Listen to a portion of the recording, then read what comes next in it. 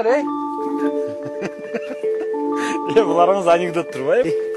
Билбейм биттесине, бу дабдыруу булар, Не кылтат булар, Түшүнбөдүм да мени. Алдырбы булар,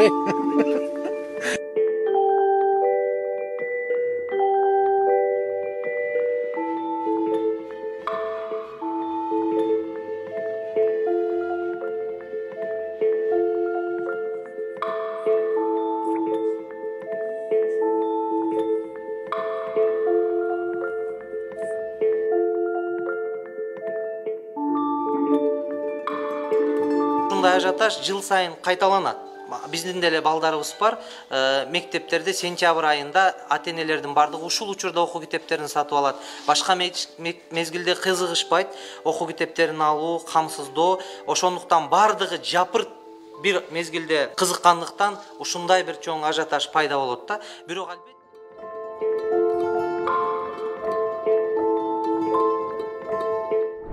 Алар пираттык китептер. Бул китептер басып чыгарылбай калганына 3-4 жыл болду. Бирок болбой эле бирөөлөр көчүрүп алып, басып чыгарып жатат. Контрафакт менен күрөшүү билим берүү жана илим министрлигинин компетенциясына кирбейт. Ошондой эле министрлик кайсыл басмаканалардын китептерин сатууга болот же болбойт деп көрсөтмө бере албайт. Ал ишти укук коргоо органдары алып барышы керек. Министрлик базарларга бир дагы китепти сатыкка чыгарган эмес.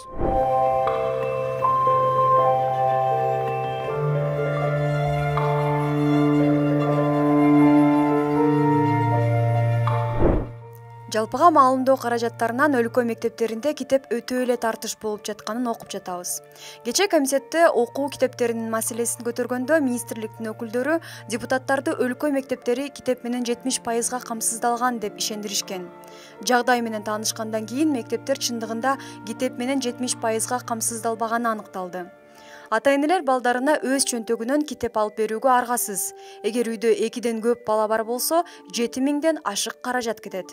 Эми ушундан кийин министрликтин айтып жаткандарынын баарына ишене беришибиз керекпи? ата-энелер ажиотажды жаратып жатат деген маанайдагы тема менен материал жарыялады.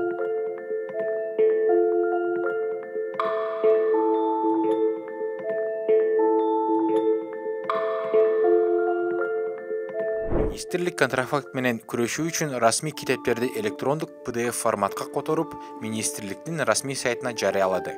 Шилтемелери ата-энелерге жиберилген.